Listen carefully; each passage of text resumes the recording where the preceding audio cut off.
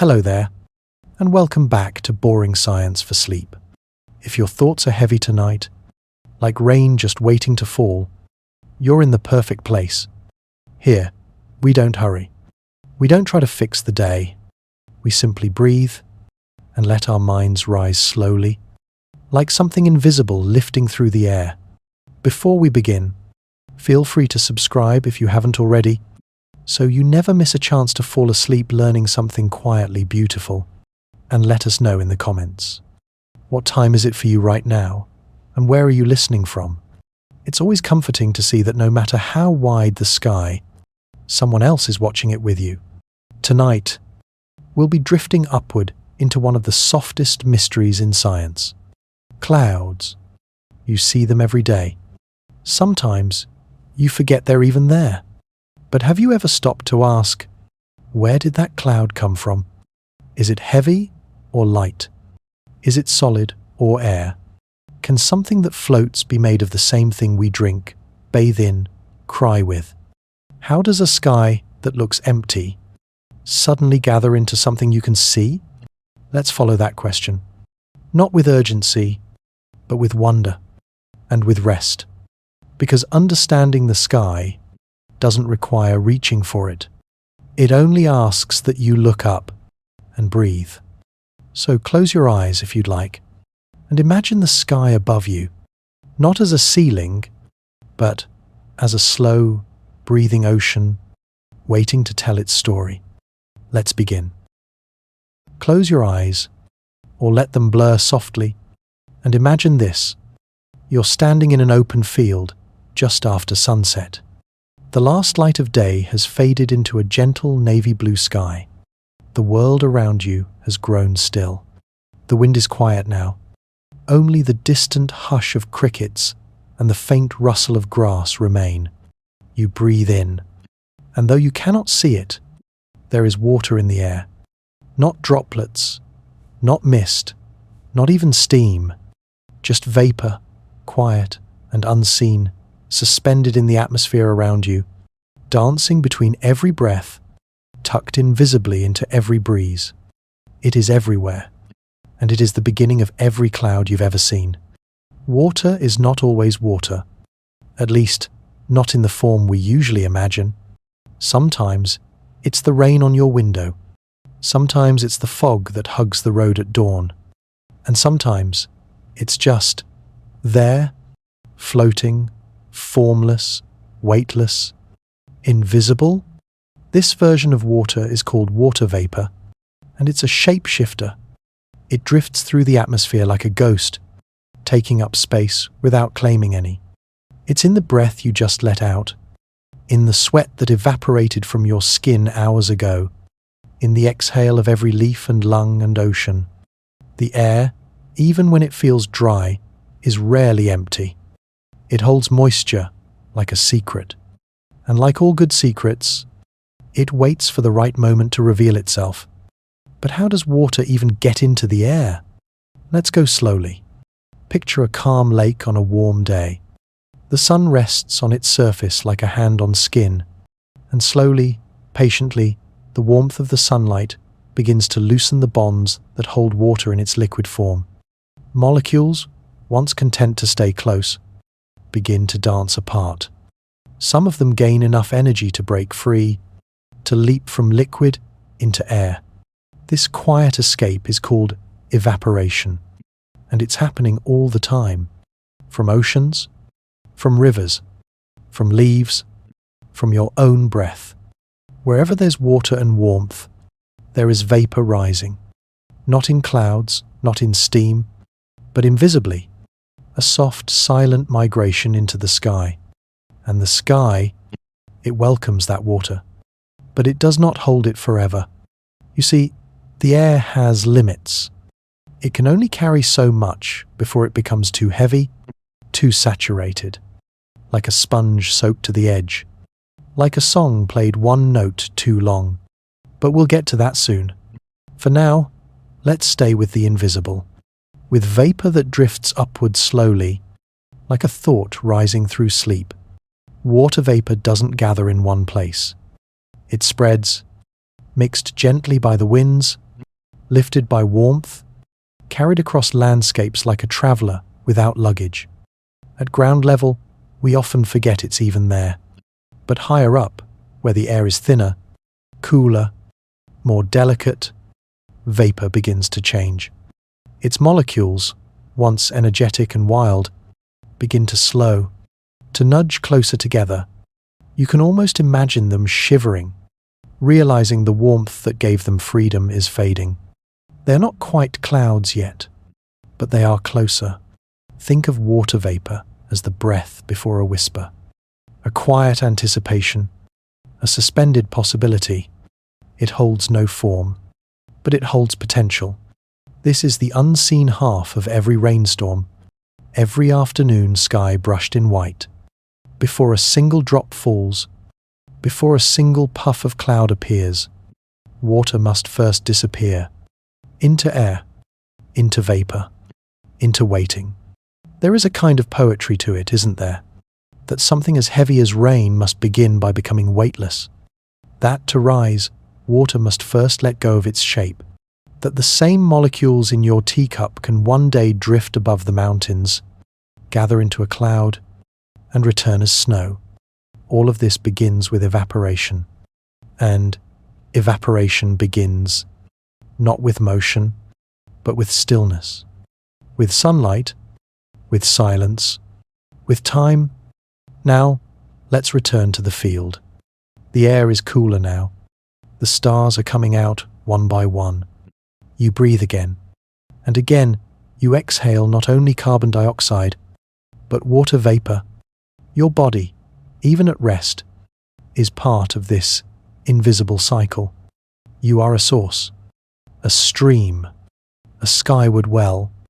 Even when we are still, something is rising from us, something that joins the clouds, the fog, the breath of the earth itself.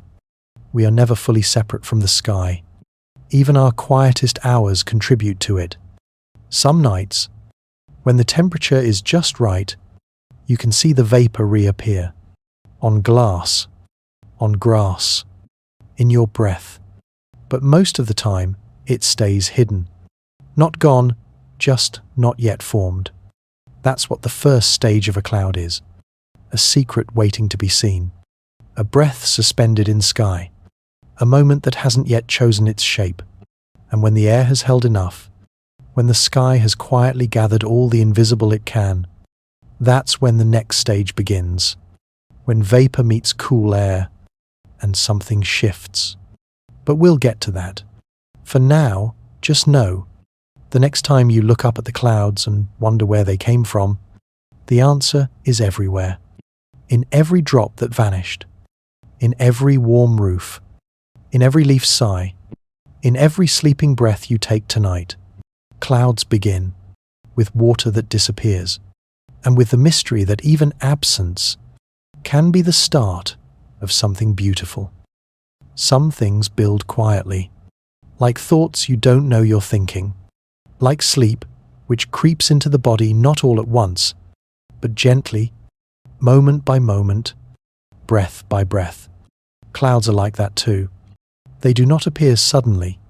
They gather, softly, patiently, almost shyly, and long before we see a single streak of white in the sky, long before the first shape curls against the blue, something delicate has already begun. The air is holding more than usual. To understand clouds, you must understand humidity. But don't worry, this isn't a science lesson with diagrams and numbers.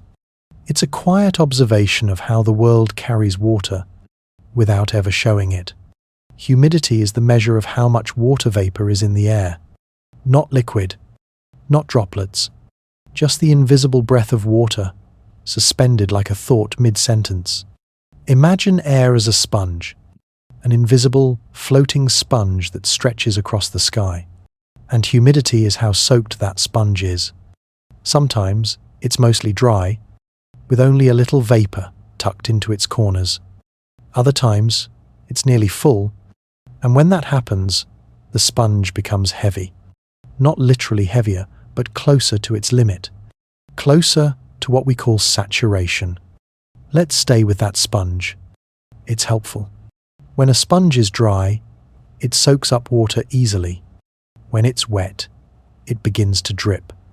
That moment, when it can no longer hold more, that's the point of saturation. And the air? It works the same way. Warm air can hold more vapor. It's like a big, stretchy sponge. But when that air cools, it shrinks, gently. Its capacity to carry vapor decreases. And suddenly, the vapor it once held with ease becomes too much. That's when water begins to appear. That's when clouds begin to form. But we're not quite there yet. Let's linger in the space between holding and letting go. Picture this: a humid summer evening. You step outside and the air feels thick. Not hot, necessarily, just full. As if the sky is breathing slowly through a warm cloth. You may not see any mist, but you feel it. It clings to your skin, sticks to your clothes, softens the edges of your voice. That's high humidity. The air is nearly saturated. It's not ready to rain, but it's getting close. Humidity isn't always uncomfortable. Sometimes it's poetic. In a rainforest, humidity feels like life itself. It coats every leaf, fills every breath, connects the canopy to the soil in an invisible dance. In the early morning, humidity is the reason dew forms. Grass catches tiny droplets not from rain, but from air that simply couldn't hold its secrets any longer. At the edges of saturation, the world becomes visible again. The invisible becomes seen. And that, truly, is where clouds begin. Now let's talk about relative humidity. Not the numbers, just the feeling. It's called relative because it depends on temperature. Warm air can hold more vapor. Cold air, less. So, if the temperature drops, even if no new water is added, the air becomes closer to saturation. That's why clouds often appear when warm, moist air rises and cools. It's not that the vapor suddenly increases. It's that the air's ability to hold that vapor decreases, like someone tightening their grip, not because they want to let go, but because their hand can no longer hold what it did before. You might wonder, how close does the air have to get to saturation before clouds form? The answer: close enough for condensation. And condensation is simply this: vapor turning into liquid. It's not dramatic. It doesn't make noise. It doesn't sparkle or shine. It just happens, quietly, molecule by molecule. And when billions of those molecules condense together, we start to see the beginnings of a cloud. But remember, the cloud doesn't come from new water. It comes from water that was already there, just waiting for the right conditions to show itself. Let's pause here, because that's a beautiful idea, that sometimes the sky already holds everything it needs. It just has to cool down, to become visible. Isn't that like us, sometimes? We walk around carrying more than we realize. Ideas, emotions, dreams, worries, all invisible, all floating, until something changes, a moment, a thought, a stillness, and suddenly, what was hidden begins to take form. A cloud of feeling, a condensation of memory. We are not so different from the air. In some cultures, humidity is seen as a weight, a pressure that presses down on everything.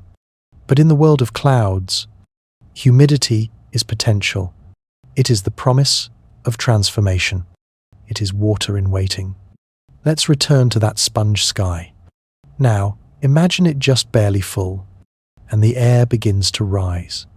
Carried by a hill or warmed by the day, up it goes, higher and higher, where the temperature is cooler. The sponge begins to squeeze, and soon it can no longer hold the vapor it carried so easily. Tiny droplets begin to appear, and, if conditions are just right, those droplets gather together. They form on dust particles, salt crystals, and even pollen, microscopic seeds for cloud birth. But we'll explore that more in the next segment. For now, just rest in the idea that humidity is the sky's hidden reservoir, and saturation is the moment that reservoir whispers, "I can't hold this alone anymore." You may have noticed this feeling in the air before a storm, that thick, quiet pause, as if the sky is holding its breath. It is, and it's nearly full. So much of what becomes visible starts in places we cannot see, and in the world above us. The process of cloud formation begins not with what's shown, but with what's carried. Humidity is the emotional body of the atmosphere.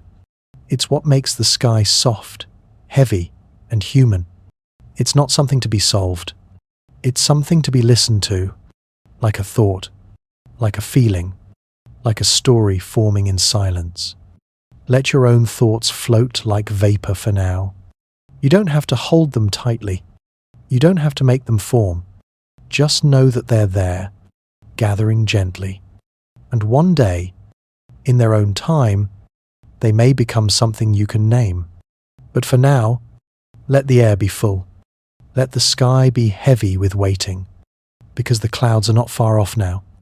If you've ever watched a bird soar, not flapping, just gliding, you've seen a secret of the sky. There is movement up there. Invisible movement. A slow lift from below, a gentle push from warm air rising. And though the bird rides it without effort, what's rising beneath its wings is something that changes the weather, something that makes clouds. To understand how clouds begin to form, you must first understand this quiet upward motion. You can't see it, but it's always happening. Air, like water, responds to heat. When it's warm, it expands.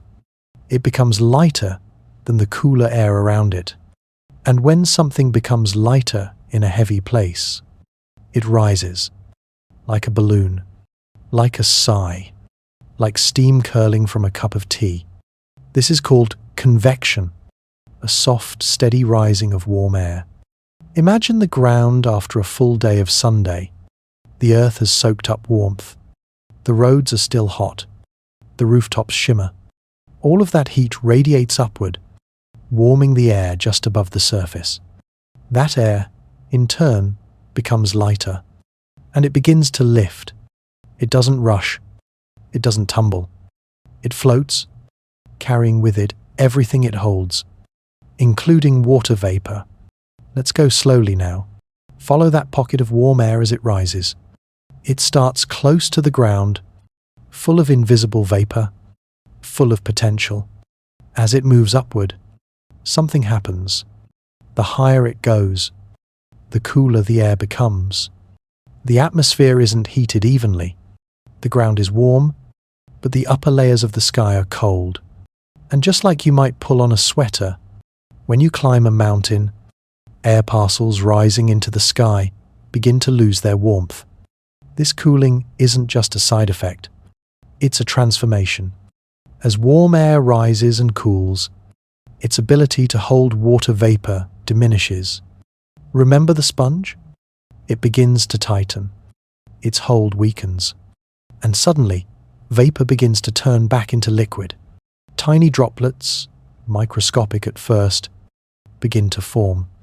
This process is condensation. And this is how a cloud begins.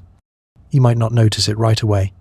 A few tiny droplets in a massive sky aren't visible to the eye. But as more and more air rises, as more vapor cools and condenses, those droplets begin to gather. They don't fall yet. They're too small. They float, suspended in the air, together, dense enough now to scatter light. That's when you see the first hint of a cloud. A wisp, a blur of white. The sky, once invisible, begins to take shape. There are many ways air can rise, not just from warm ground. It can be forced upward when it meets a mountain, a process called orographic lift. As the air climbs over the slope, it cools and releases its moisture. That's why clouds often cling to hills, why one side of a mountain can be green and the other dry. Air can also rise when warm fronts meet cold fronts. When masses of air collide, the warmer air is lifted over the colder. It's not a fight, it's choreography. A quiet rearranging of energy, resulting in a sky filled with movement. But no matter how the air begins to rise, the result is the same. Cooling, condensation, clouds. Let's slow things down even more. Imagine holding your palm near a cup of hot tea. The heat gently touches your skin. It feels light, subtle. Now imagine that warmth extending upward, carrying moisture, floating higher and higher, until it meets the chill of evening air. That is what the earth does. Every day, without sound, it breathes warmth into the sky. And the sky responds by shaping that warmth into clouds. One of the most beautiful things about this process is how delicate it is. There's no thunder here, no storm yet, just invisible molecules, moving at the pace of breath. And yet, over time, this slow rising becomes a towering cumulus, a massive body of vapor and light, a cloud that began with nothing more than sun-warmed air and patience. Sometimes the rising is weak. Only a little air lifts. The clouds that form are thin, fleeting, like veils across the sky. Other times, the lift is strong. The day is hot, the surface even warmer. The rising is rapid. The air climbs higher before cooling. These are the days when clouds build vertically, growing like mountains in the sky, eventually becoming thunderclouds. But even then, even in their might, they began with a gentle rise. There's something deeply calming about this. The idea that motion upward can be slow and soft, but still powerful. That transformation doesn't need to be loud. That small changes in warmth can reshape the entire sky. And perhaps our own thoughts are like that too, rising gently from the warmth of memory, cooling as they meet new air, condensing into something we can finally see. In the language of the atmosphere, uplift is the beginning of form, and form leads to story. So when you next look at a cloud, don't just see fluff or decoration, see movement. See quiet energy, lifted and cooled. See the breath of the world, made visible. Let's rest with this image for a moment. A field. The sun has warmed the earth all day. Now the air above it begins to stir. Not wind, but lift. Up it goes, carrying moisture you cannot see. Higher and higher, where the cold waits like an open hand. And as the air meets that chill, it exhales, not in words, but in droplets. And the sky replies, with cloud, rising and cooling, expanding and releasing, becoming and letting go. This is how clouds begin, and perhaps how we begin too. Not with grand explosions, but with small motions, lifted by warmth, changed by stillness, and shaped, at last, into something soft and visible. You might imagine clouds forming in great sweeps, a sudden mass of vapor coiling upward, and all at once, blooming into the sky like a puff of breath on a cold morning. But that's not quite how it happens. Clouds are born quietly, not in clumps or bursts, but in billions of individual droplets, each one deciding to let go of its invisible form. And each of those droplets begins in the same way. It finds a place to land. Water vapor, by itself, is slippery. Too slippery, in fact, to become a cloud on its own. It needs help. It needs an anchor, something to hold on to. And so, it looks for the smallest companions in the sky. Not grand things, but tiny ones. Dust, salt, ash, smoke, tiny particles suspended in the air, so light they can drift for miles. These are known as cloud condensation nuclei. They are the quiet seeds from which every cloud begins. Imagine a single grain of dust, too small to see, floating alone in a vast sky. And then imagine a water molecule rising upward in warm air, cooling as it climbs, slowing in its motion until it finds that tiny dust grain and clings to it, not tightly, not violently, just enough to stop floating. And then another joins, and another, and another. Soon, the grain is no longer dust, but a droplet. Now, stretch that idea across the sky. Not one droplet, but trillions. Each one born from a single nucleus. Each one condensing in cool air, clinging to a particle that once drifted from land or sea. And together, they scatter light. They become visible. They become cloud. We often speak of clouds as if they are solid, as if they sit in the sky like cotton. But they are made of droplets, so small they float, so numerous they fill the sky. A single cloud can contain billions of them, and each of those billions owes its life to a single particle no bigger than a speck. It's a quiet truth, but a beautiful one, that something vast and soft and mighty begins with something impossibly small. Let's stay with the dust for a moment. These particles aren't always from pollution. Many are natural, carried from deserts, sprayed from ocean waves, lifted from forest fires, or even ejected from volcanoes. Salt particles, in particular, make excellent cloud seeds. When wind sweeps across the ocean, tiny bits of salt rise with the mist. They climb into the sky and wait, waiting for vapor, waiting to become more than they are. Without these seeds, clouds would struggle to form. Even with cooling air, even with high humidity, vapor alone rarely condenses without something to hold. It's a reminder, even in the atmosphere, nothing forms alone.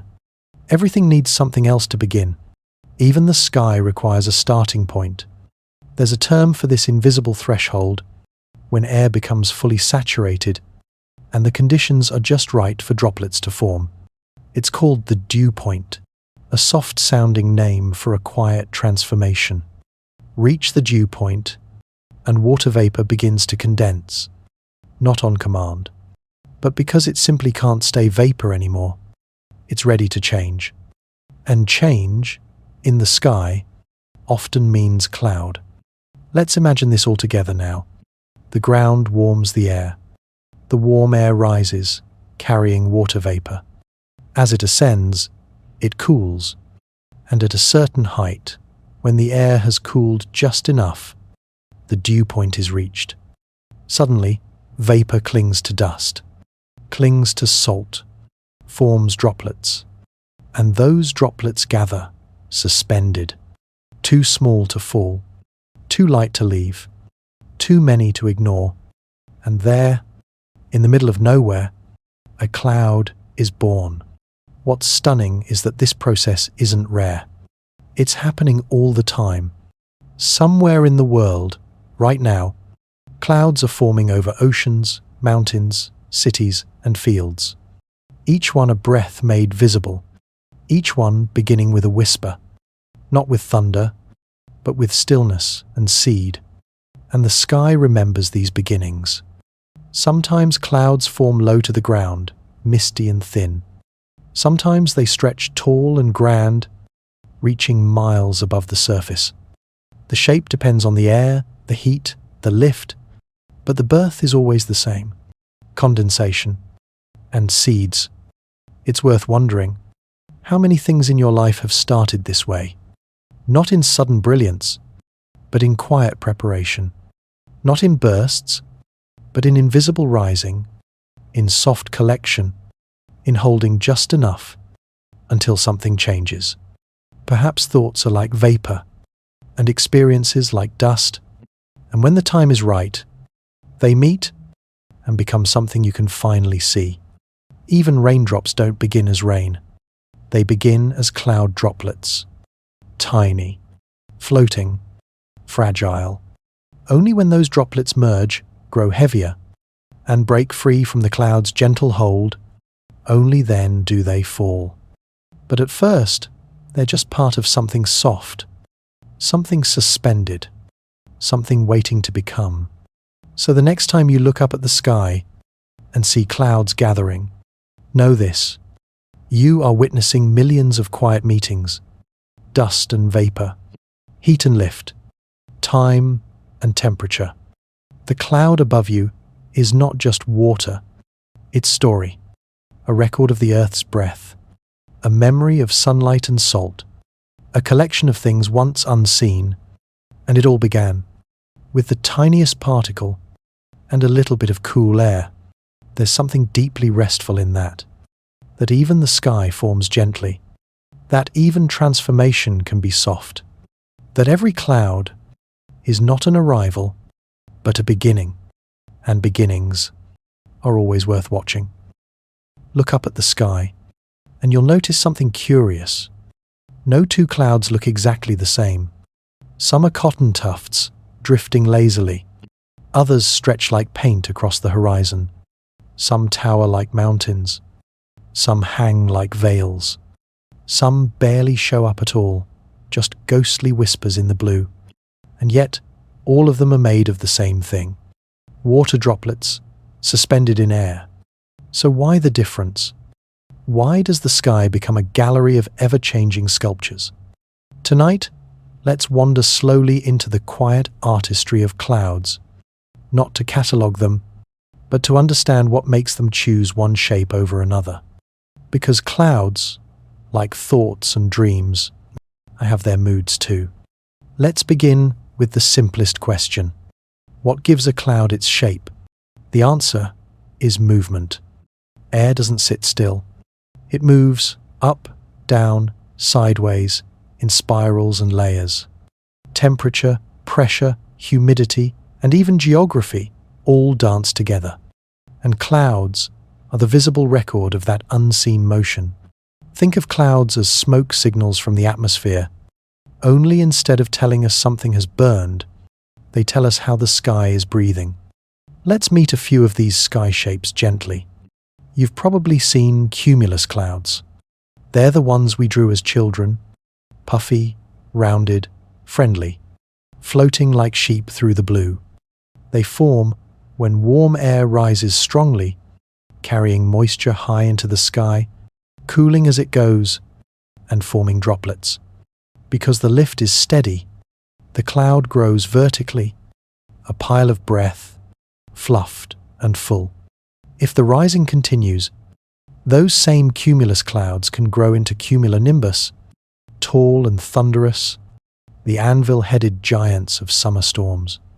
But when the lift is weak, or when it stops partway up, the clouds remain gentle, a soft cap, a passing thought. Then there are stratus clouds. These are the overcast skies, low, flat, stretched like grey blankets across the heavens. They form not from rising air, but from spreading. Imagine moist air cooling near the surface, not lifted, but laid down. And as it cools, droplets form quietly in a sheet. Stratus clouds don't billow. They drift, like fog that climbed too high, like a sky that wants to disappear for a while. Now look higher. There you'll find cirrus clouds, wispy, delicate streaks far above the world. They live where the air is thin and cold. So cold, in fact, that their droplets freeze into ice crystals. That's why they look so fragile, like scratches in glass or brushstrokes of frost. Cirrus clouds don't cast shadows. They don't rain. They simply pass, a signal that change may be on its way. They are the memory of a plane's contrail, the trailing edge of storms yet to arrive. And then there are in-betweens: altostratus, altocumulus, nimbostratus, stratocumulus. Each one a blend of motion and moisture. Each one a soft record of how the air is behaving at that moment. Their names sound complex, but their purpose is simple. They tell the story of temperature, of height, of movement, and of how the sky decided to express itself, just for now. But let's not get too caught in labels. Instead, close your eyes. Imagine a day when the clouds look like towers. Sharp, bright, growing upward. That strong lift. Warm air rising fast. Now imagine a grey sky with no breaks. Just soft light and steady shadow. That's moisture without motion. Air that cools but does not climb. Now see wisps trailing across a deep evening sky. That's quiet wind at high altitudes. Ice speaking in silence. Clouds don't choose their shapes, but they reflect the shape of the air around them. Just like a flag reflects the wind, just like ripples reflect the stone that caused them, clouds mirror what the atmosphere is doing. So when you look up and see a sky full of texture, you're not just seeing weather, you're seeing the fingerprints of motion itself. It's comforting, somehow, to know that the sky, so vast and unreachable, is sculpted by subtle things, by a breath of warm air, by a cooling draft, by moisture that lingers just long enough to gather. The difference between a storm and a sunny patch might be no more than a few degrees. A little more lift, a little less dryness, tiny differences, vast outcomes. And then there's time. Clouds change because the sky is never still.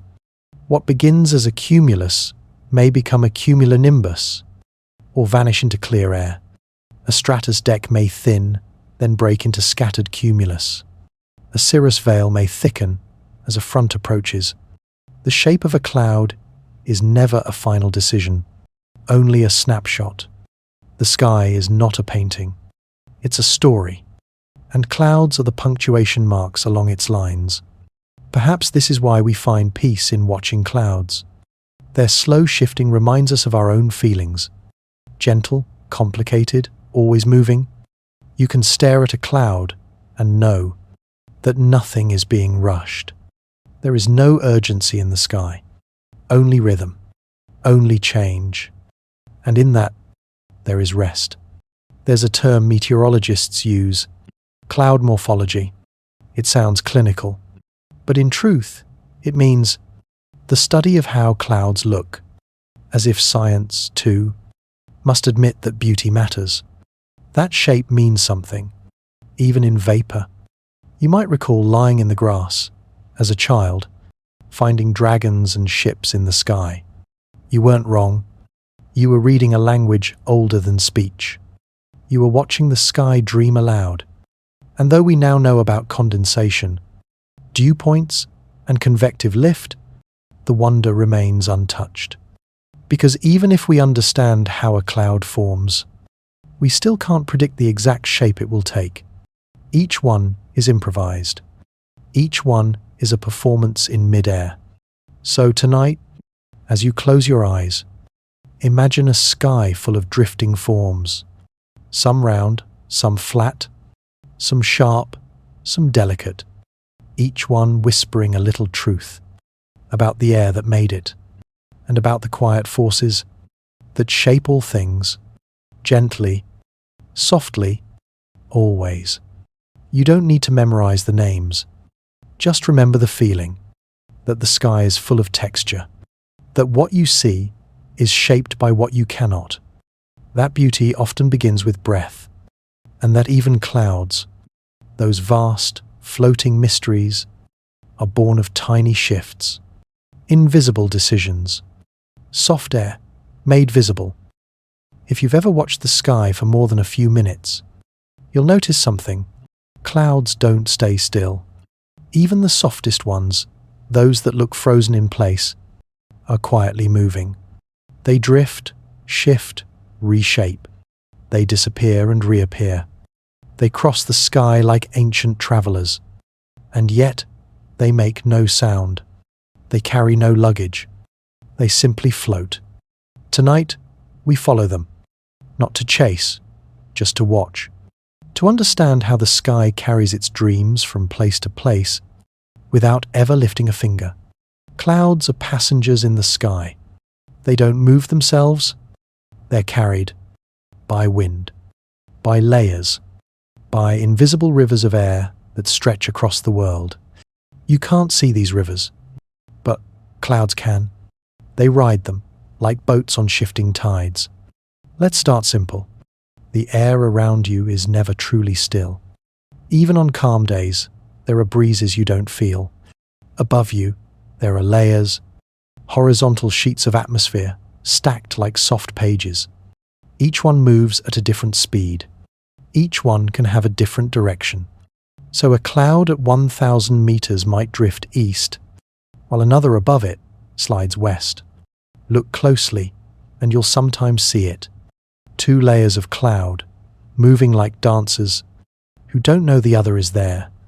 They pass through the sky on separate errands.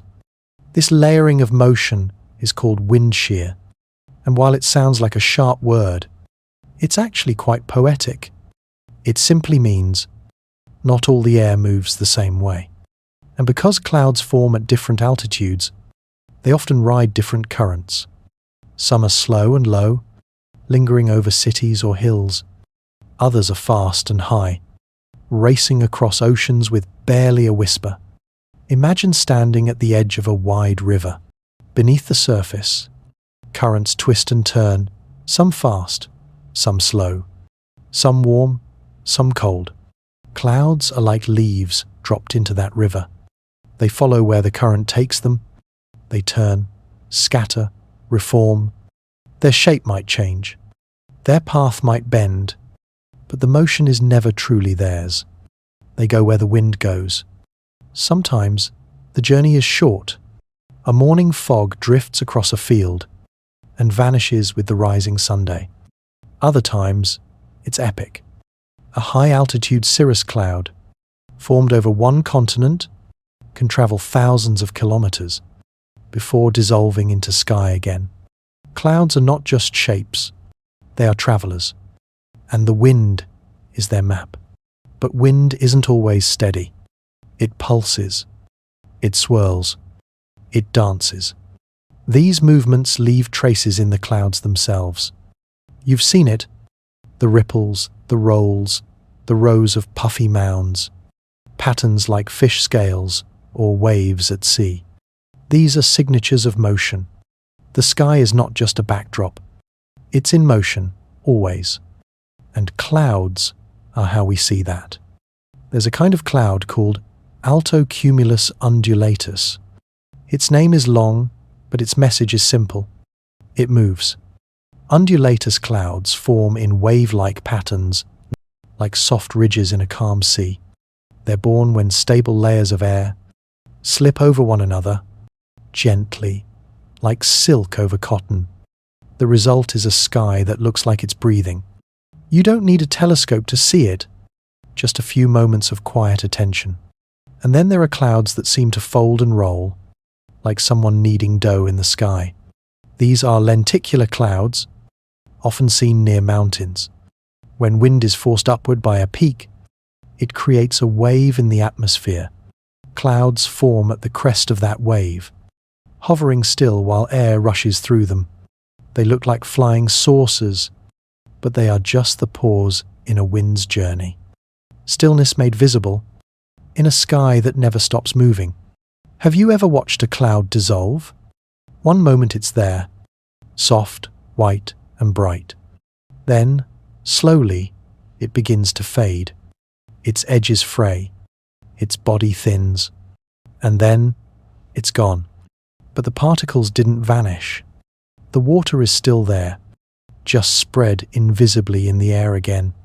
Motion, again, returning, rejoining the sky's breath. It's important to remember that clouds exist, not just because of what they are, but because of what the atmosphere is doing around them. They don't just appear. They arrive. They respond. They listen. To temperature, to pressure, to terrain, to ocean, to mountains, and, most of all, to the wind. Sometimes a front moves in, a clash of air masses, cold pushing into warm, or warm sliding over cold, and clouds respond, stacking, darkening, lengthening, not because they choose to, but because they're shaped by the energy around them. And still, they move, not with chaos, but with rhythm. The sky has its own choreography, and clouds are its dancers. There's a strange peace in knowing this, that so much of what we see above us, the drifting shapes, the gathering storms, the clearing skies, are not random. They are traces of invisible rivers, clues to a larger system, evidence of a planet always in motion. And still, we watch, from train windows, through airplane glass, out bedroom curtains, we see clouds, and we feel something. A kind of quiet pull. Maybe because they are always moving, even when we are still.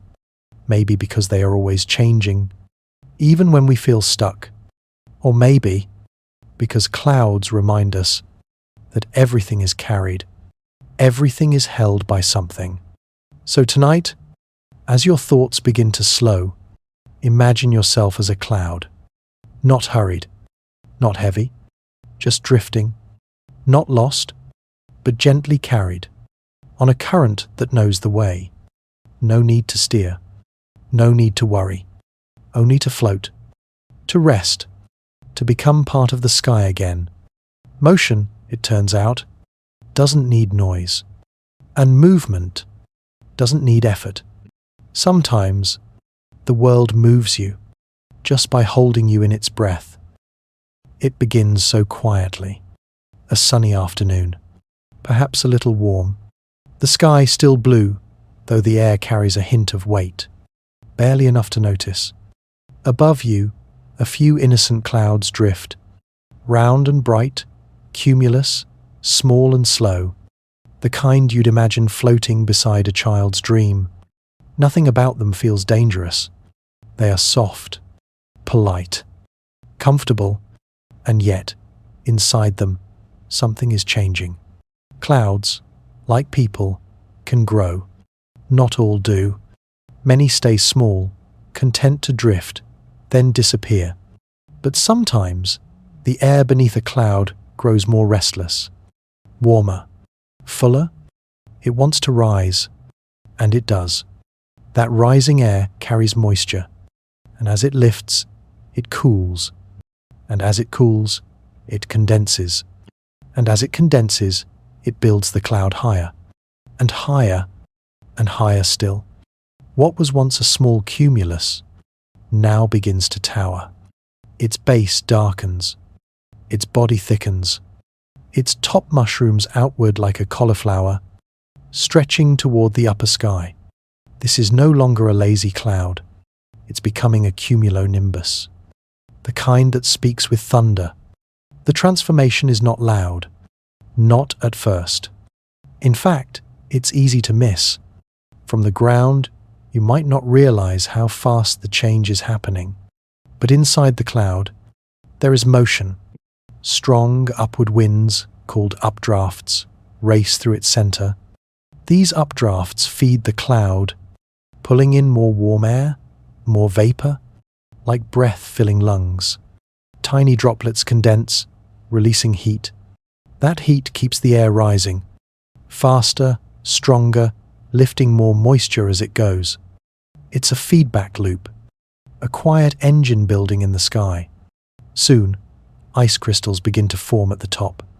Yes, even on a hot summer day, the upper parts of the cloud are cold enough to freeze. These crystals bump into each other, collide with droplets, rub and clash. And with each collision, something strange happens. An electric charge builds, not between enemies, but between particles moving too fast. Positive charges gather at the top. Negative charges sink to the bottom. The cloud becomes split, balanced but tense. A living battery waiting to discharge. From the outside, the cloud looks majestic. Tall, white at the top, dark at the base. its edges sharp, its presence enormous. And below it, shadows lengthen, the temperature cools, the breeze shifts, birds fall silent. There's no thunder yet, no rain, just a pause, like the sky is holding its breath. And then, the first rumble. Lightning often strikes before the rain. Before you even know a storm has formed, the cloud may send a sudden, silent flash. From its charged base, electricity leaps downward, searching for a connection to the earth. Sometimes it finds it. Sometimes it dances among the clouds instead. What you see as a single bolt is a conversation between cloud and sky. And thunder? That's just the sound of the air reacting. A shockwave. A roar of sudden expansion. Not anger, but release. Then comes the rain. Not gentle, not in drops, but in sheets. By this point, the updraft can no longer support all the water inside the cloud. Droplets have grown too large. They fall, heavy and fast. What began as vapor in warm air now returns to earth with weight and momentum. A gift, a purge, a sudden flood of what the sky could no longer hold. Storms like these, called thunderstorms, can form quickly, sometimes in under an hour, and they don't need a cold front or a cyclone. Just warmth, moisture, instability. A sunny afternoon, a rising current, and a cloud willing to grow bold. But not all storms are equal. Some stay small, brief outbursts, a single downpour, then quiet. Others become vast systems, linked clouds stretching across regions, bringing wind, hail, even tornadoes. It depends on conditions, on what the air allows, on how long the cloud is fed. Still, all of them began with the same quiet promise, a warm breath rising into a waiting sky. Have you ever felt a storm coming? Before it began, your skin tingles. The wind shifts direction. The world dims, not from dusk, but from gathering shadow. You're not imagining it. Storm clouds change the atmosphere around them. They draw air in. They push it down. They press against the world like a hand on your shoulder, not to hurt, but to warn, to say, something big is near. There is a poetic truth here, that something so forceful, so wild, begins in stillness, that the thunder you hear was born from a cloud that first floated soft as cotton. That chaos can rise from calm, but also that storms pass. No matter how fierce the rain, how sharp the flash, how loud the thunder, the storm moves on. The cloud breaks apart. The sky opens, and the light returns. Afterward, the world feels different. Cooled, cleaned, awake. Puddles shimmer, leaves drip, and in the distance, birds sing again. The bold cloud, the towering giant, has spent its strength, and now it dissolves. Its pieces return to the air, invisible once more, ready to rise another day. There's no need to fear the storm. Once you understand it, it is not rage. It is release. A cloud giving back what it held too long. And like emotions, like thoughts, it arrives, it expresses, and then it fades. So tonight, as your mind begins to quiet, if a memory rises like a storm cloud, let it form, let it swell. But know, like all clouds, it will pass. Let it rain, if it must. But trust that stillness always follows, that after the boldest clouds, there is always peace. You are part of that cycle too. You gather, you hold, you release, you rest, you begin again, just like the sky. There was a time when rain was a gift you had to wait for. You looked up at the sky, felt the dryness in your throat, and prayed. To spirits, to ancestors, to gods, to chants. Rain was a mystery, and it was power. Without it, crops failed, rivers thinned, herds wandered, hope dried. So people sang for rain, danced for it, begged the clouds to give something, anything, back. And sometimes they listened. But what if we didn't have to wait? What if we could nudge the clouds? Whisper to them, now, please, rain now. This quiet idea, once considered impossible, is now part of our reality. Tonight, we drift into a different kind of wonder. Not the natural rhythm of clouds and rain, but our attempts to change it. Welcome to the strange and gentle science of cloud seeding. It sounds magical, doesn't it? Almost like weather alchemy. But at its heart, it's simple. Cloud seeding is the act of adding something to a cloud to encourage it to rain. But how do you add anything to something as soft and distant as a cloud? Let's float upward and find out. First, remember how rain begins. Tiny droplets form when water vapor condenses, usually around microscopic particles like dust, salt, or smoke. These are called cloud condensation nuclei, tiny seeds that water can cling to. Without them, vapor might stay vapor. So, if you want more rain, you need more seeds. That's the heart of cloud seeding. Humans figured this out not through force, but by watching closely. In the 1942nd, scientists like Vincent Schaefer and Bernard Vonnegut began experimenting with how clouds behaved when they introduced different substances into them. They tried dry ice. They tried silver iodide, a compound similar in shape to ice crystals. When released into a supercooled cloud, one filled with liquid droplets below freezing, these particles gave the water something to freeze onto. Once that happened, the frozen droplets grew.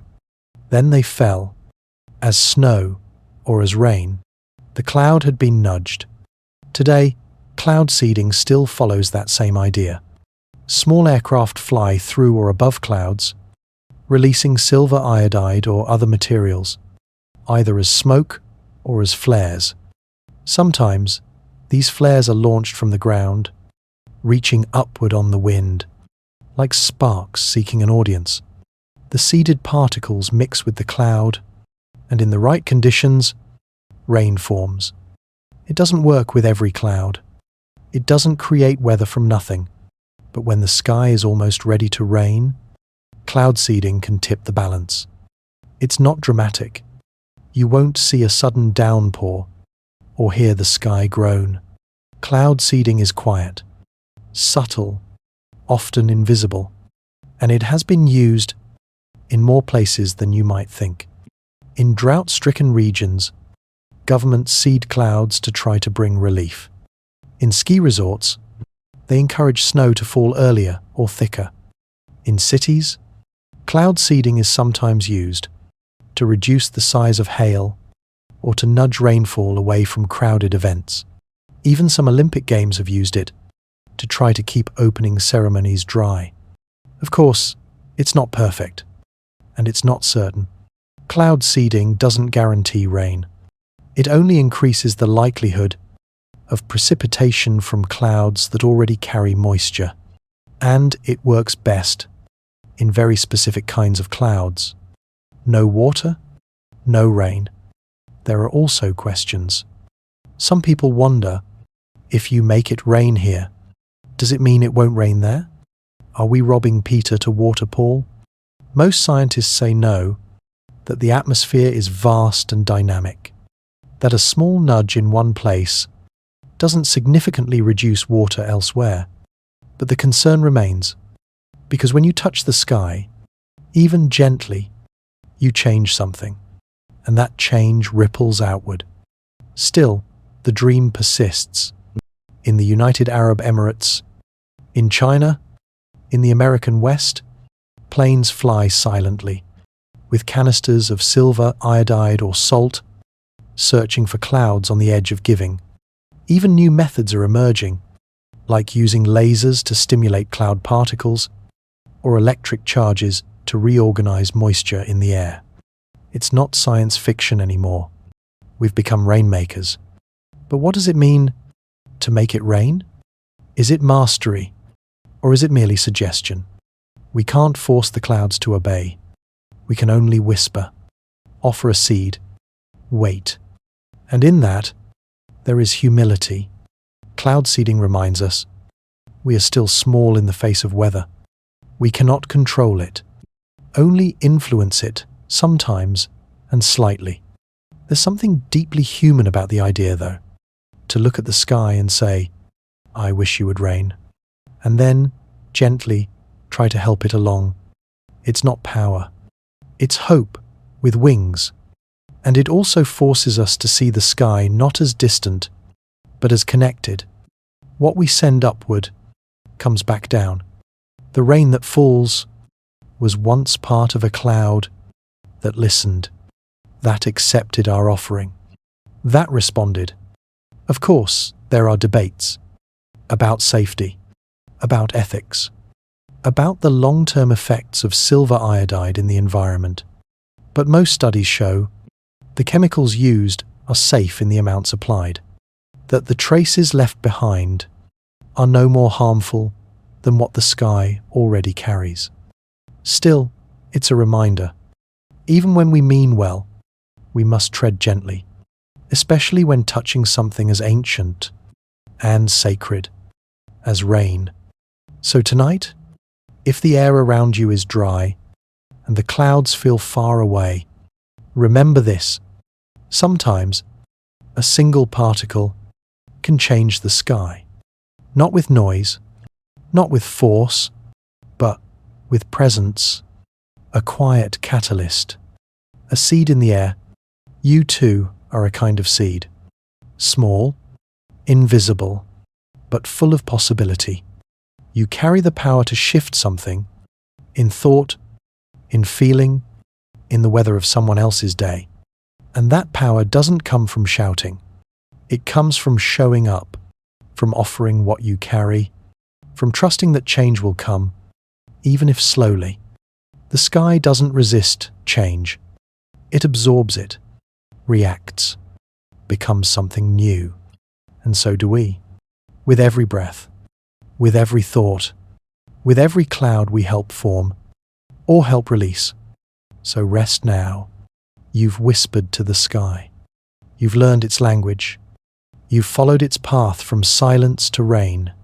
And in doing so, you've touched something vast. Let that feeling settle over you, like a soft, seeded mist, ready to fall when the time is right. Close your eyes for a moment and imagine this. A cloud drifting quietly over your head was once part of a glacier, or a breath from a mammoth, or a drop in the ocean, 1,000 miles away and 1,000 years ago. The sky remembers, but not in the way we do, not with dates, or photos, or timelines. It remembers through motion, through transformation, and clouds are how it whispers its memories back to us. Let's start with water. Every cloud you've ever seen, every puff, swirl, curtain, or storm is made of water in one of its softest forms. Mist, vapor, droplets, crystals. But the water didn't begin there. It had a life before the cloud. Some of it was once locked inside stone, trapped deep beneath the earth, then slowly released through volcanic breath. Some was frozen in ancient ice caps, then melted, trickled, and rose.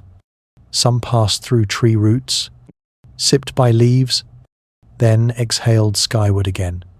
And some of it was once inside living beings, in cells, in sweat, in tears. Yes, even in you. You are part of the cloud's memory. Just as the cloud may one day be part of you. This is the hydrologic cycle, but you could just as easily call it The memory cycle. Water doesn't disappear. It moves, evaporates, condenses, falls, seeps, rises again. Each cycle, each round, each transformation adds to the story. And clouds are a chapter that appears above us, brief, visible, but full of history. There's an old saying, "No two clouds are ever the same." That's true, because each one is made from a different mixture of air, temperature, wind, and water with 1,000 previous lives. It's also true because every cloud is shaped by a different moment, a unique combination of now and what came before. You're not just looking at weather, you're looking at memory in motion. Scientists know this too. In fact, one of the most fascinating things about studying clouds is how much they reveal about what's come before them. Take ice cores, for example. Deep inside polar glaciers, layers of ice have trapped tiny air bubbles, the frozen breath of clouds from long ago.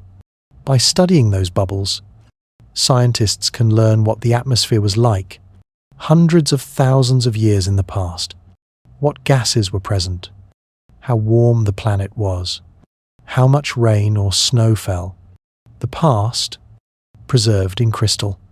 But even today's clouds tell us things. Their shape, their altitude, the way they form and fade, it all holds clues to the heat trapped in the air, to the particles drifting from distant fires, to the moisture carried across oceans.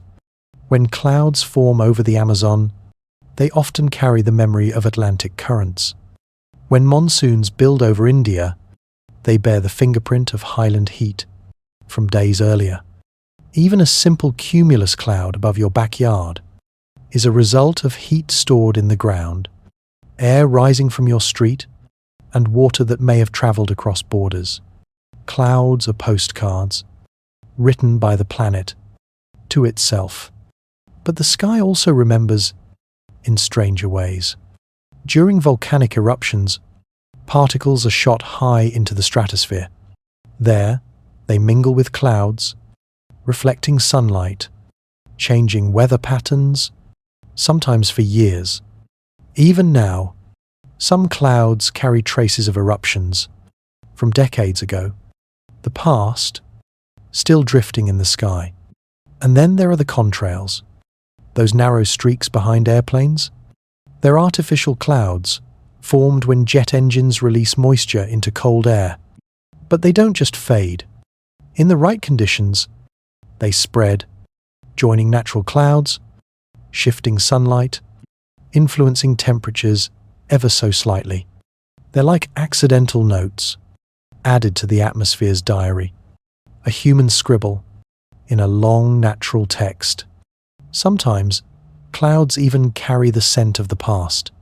After rain, you might smell earth or something sweet in the air. That scent, petrica, comes from oils released by plants and soil particles disturbed by raindrops.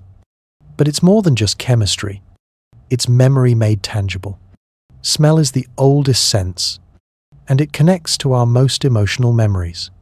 So when a cloud breaks and releases rain, what you feel may be more than water.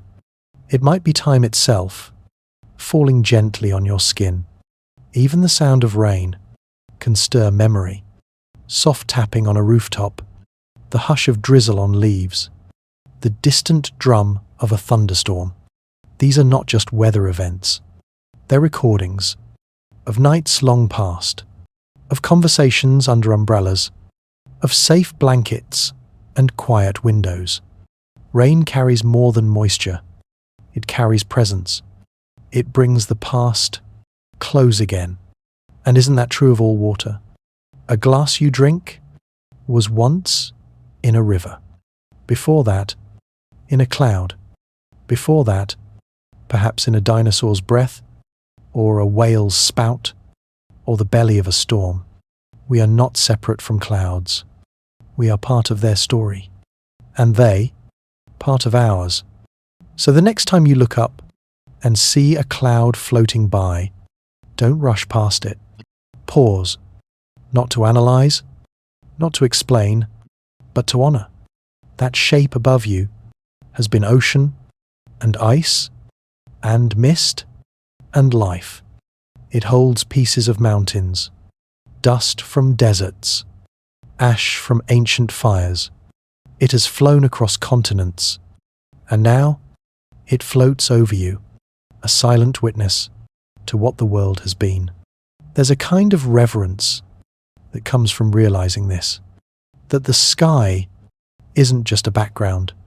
It's an archive, a living record, a moving memory, and clouds are the pages that pass above us. As you rest tonight and let your breath soften, inhale slowly, exhale deeply. Know that the air you breathe may have once lived in a storm over the Pacific, or in morning fog in a rainforest, or in a single snowflake falling through Siberian night. And now, it is part of you, just as you will be part of what rises tomorrow. You carry memory too, not just in thought, but in every cell. Like the clouds, you move through the world, changing form, rising, falling, learning, softening, gathering moments, and letting them go. So sleep easy. You are a cloud. You are a story. You are water that remembers. And the sky, the vast, turning sky, I remembers you too. Look up. Really, look up. The sky may seem empty right now, a pale wash of blue, or a deep stretch of twilight. And yet, something has just ended. A cloud was there, and now it isn't. But like all things in nature, its absence doesn't mean it's gone. It's simply changed. That's how clouds say goodbye. Not with thunder, not with fanfare, but with transformation. And in doing so, they teach us something very old and very quiet. To disappear is not to vanish. To fade is not to be forgotten. Let's begin again. Not at the birth of a cloud, but at the moment just after it has lived. A towering cumulonimbus has spent its energy. A gentle cirrus has thinned to threads. A shy cumulus has drifted too far from its warmth. The cloud is unraveling, becoming the air again, returning to invisibility. It may look like loss, but it's only release. Clouds fade for many reasons. Sometimes the air dries out. Sometimes the rising currents stop. Sometimes colder air presses in and says, "That's enough now." Without moisture, without movement, a cloud cannot hold its shape. It doesn't fight. It lets go. Its droplets evaporate, one by one, returning to the sky as invisible vapor. And just like that, it's gone. But what if we told you that same vapor might rise again tomorrow? That what disappears now becomes the seed of something else, somewhere else? This is the cloud's secret. It never truly leaves. It simply steps aside, softly, humbly, making room for what comes next. Even the largest, loudest storm eventually becomes just another clear afternoon. Even the darkest sky opens again. Even the heaviest clouds find peace in drifting apart. And when they do, they don't leave scars. They leave space for light, for breath, for quiet. There's beauty in that kind of goodbye, because it reminds us that endings are not failures. They're just part of the rhythm. Rise, fall, form, dissolve, come close, move on. We try so hard to hold on to things, moments, people, thoughts. But the sky teaches us it's okay to let go. Not everything needs to be permanent, to be meaningful. Sometimes you'll see clouds melt into one another. A streak of cirrostratus blending gently with a drifting altocumulus. A quiet merge. No line, no edge, no boundary. Just soft unmaking, like memories blending, like music fading into silence, like thoughts drifting into sleep. It's not loss, it's transition.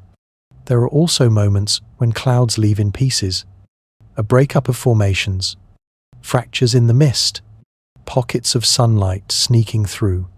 This is the sky's version of forgiveness, breaking apart without bitterness. Even the most tangled storm knows how to part peacefully. And then there are the evenings, when the clouds don't just fade, they glow. Sunset finds them and wraps them in fire. Gold, coral, plum, rose. A goodbye that looks like celebration. It's not the cloud trying to impress you. It's the sun saying, I saw you. I honor your passing. Even nature holds a kind of reverence for what ends. You've probably seen this happen without realizing it. You watch a sky full of clouds. You blink. You look again. And suddenly, clear. The change is slow, but it happens. Just like healing. Just like growing older. Just like forgiveness. And you didn't need to do anything. Just watch. And wait. That's what clouds ask of us. To notice. To accept. To trust that nothing is ever truly gone. Only changed. Only moving forward. In this way, clouds are like breath. They form. They rise. They exhale. And they vanish. But they always return. And so do we. Every night, you let go. You dissolve. You sleep. And in the morning, you rise again. So if something in your life is dissolving now, a plan, a hope, a version of yourself, don't panic. You are not disappearing. You are becoming mist, ready for what's next. You might wonder where clouds go when they leave the sky. The answer is simple. Everywhere. They return to the air. They join other currents. They might become dew on a leaf, or steam in a kettle, or snow in a faraway place. Their form changes, but their essence remains. That's true for us too. Tonight, as you lie still, know this. You are not stuck. You are not failing. You are in motion, even if you can't see it. Like vapor gathering in the quiet, you are preparing to rise. Let your thoughts fade like clouds. Let your breath become slow. Let your body drift, unformed, too free. Sleep is not a stop. It's a transformation, a return to the invisible, where everything rests, where everything begins again. Thank you for joining us tonight on Boring Science for Sleep. We hope this journey through the clouds has helped you find something soft in your thoughts, in your body, in the sky within. Remember, even when the clouds are gone, the sky is never empty. It is always holding space for what comes next, just like you. Good night, sleep well, and may your dreams rise gently into morning.